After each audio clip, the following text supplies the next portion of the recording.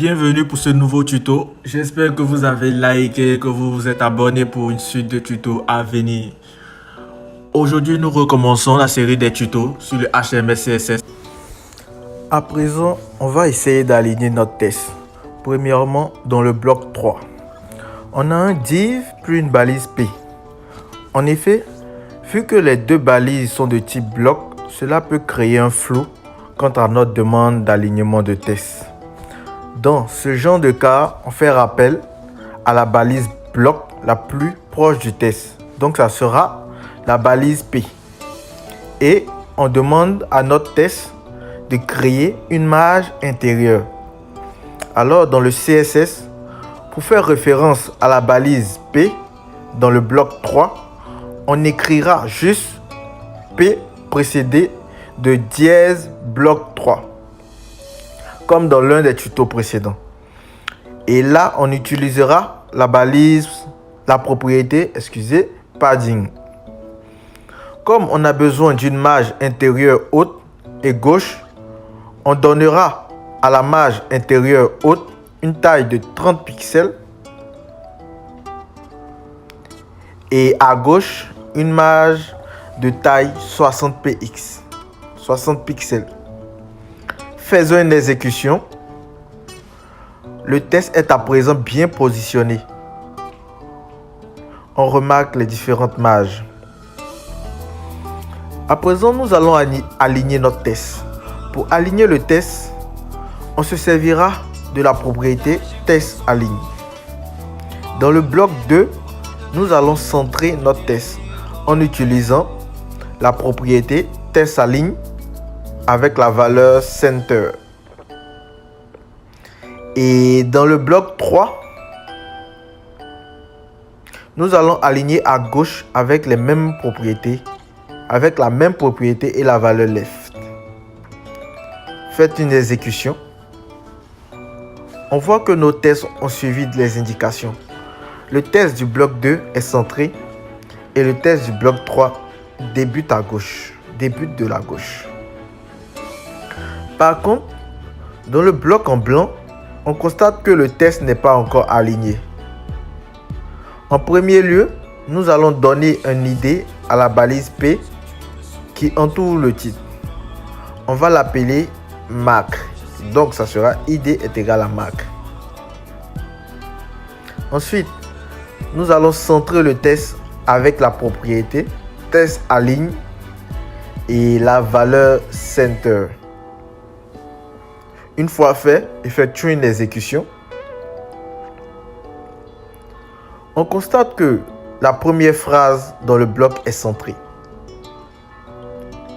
Là, il ne nous reste plus grand chose. Attaquons-nous à présent aux listes.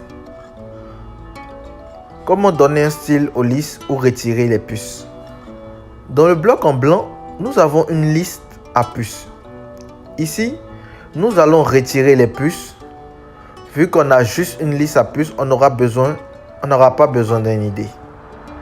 Donc, juste utiliser les sélecteurs UL pour retirer les puces.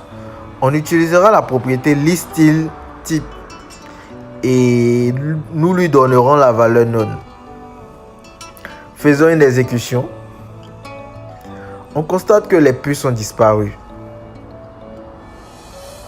À présent, on essayera d'aligner la liste au même niveau que le titre dans le bloc en blanc. Toujours avec le test align, on le mettra à left pour que le test soit complètement aligné à gauche. Et par la suite, on utilisera la propriété padding left pour la marge gauche intérieure.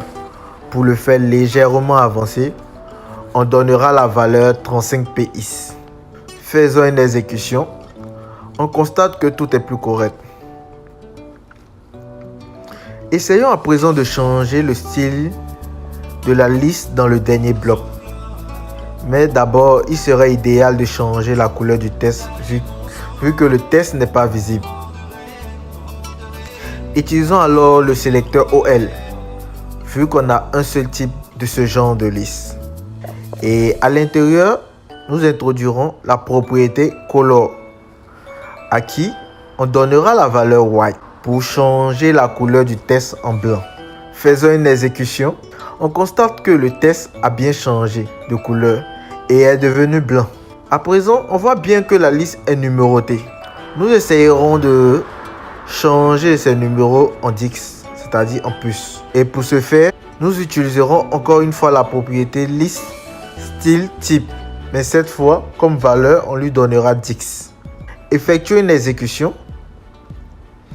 On constate que les chiffres ont disparu et à présent, on a des puces. Une fois terminé, passons à la dernière partie de notre tuto, le background image. Comment mettre une image en fond? Cela se fait avec la propriété background image. Ensuite, pour fournir l'image, il faudra juste donner en valeur l'URL, écrit de la manière dont j'ai fait, et à l'intérieur des parenthèses, le lien pour accéder à l'image. Dans mon cas, vu que l'image ne se trouve pas dans le même dossier que le HTML, on fera pareil que lorsqu'on a ajouté notre page CSS à notre page HTML au niveau du lien. Donc ça sera /image/ le nom de l'image l'extension. Il sera idéal dans notre cas de créer un dossier près de l'HTML et du CSS qu'on appellera image. Et dans ce dossier, nous sauvegarderons nos images. Pour les images, je me suis servi du site Pixabay, marqué dans la description. Donc, on se rend dans notre cas au bloc 1 et on remplace le background color par un background image en indiquant la valeur, c'est-à-dire le chemin de l'image comme je l'ai fait. C'est correct. Faisons une exécution. On constate que juste une partie de l'image est disponible ou l'image est mal positionnée. Rien de complexe. Pour que ton image couvre correctement ton bloc, on utilise la propriété background size. Puis on lui donne la valeur cover, comme je vais le faire. Faisons une exécution. On constate que notre image est à présent bien positionnée. On y est presque. Si on regarde bien le site web par rapport au nôtre, les couleurs diffèrent au niveau des blocs. En HTML et CSS, pour définir les couleurs, on peut se servir de la méthode RGB qui veut dire rouge, vert et bleu.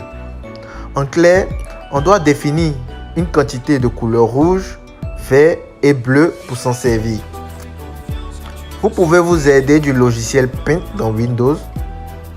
Moi, dans mon cas, pour le bloc 2, on a un vert très foncé. Alors, on aura un background color RGB, c'est-à-dire pour la couleur rouge 2, pour la couleur verte 26 et pour la couleur bleue 6. C'est fait. Pour le bloc 3, le bloc est noir. Pas de complication, juste remplacer la couleur par black. Et enfin, pour le dernier bloc, on donnera la même couleur que le bloc 2. Faisons une exécution.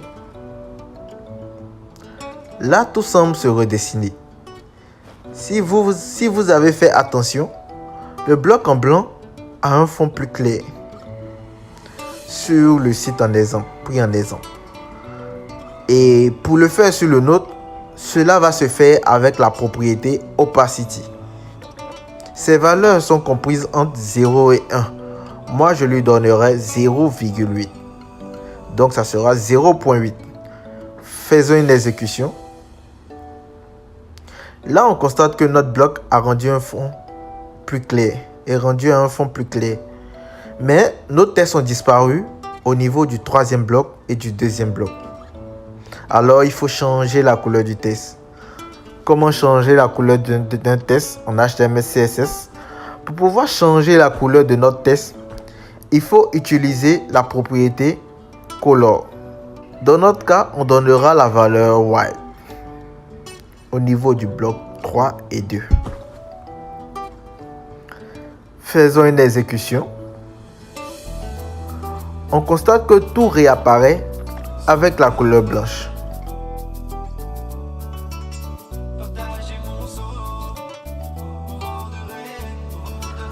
À présent, en guise d'apprentissage, essayons de changer la police du test. Modifions juste la police du premier test dans le bloc blanc. Pour changer la police du test, on utilisera la propriété Font Family. Faites-le comme je suis en train de le faire. Et dans notre cas, on lui donnera comme police la police Arial. Faisons une exécution. On constate que la police de notre titre a carrément changé. Nous aboutissons à la fin de ce tuto et de cette série de tutos. J'espère que vous avez liké, aimé et vous êtes abonné.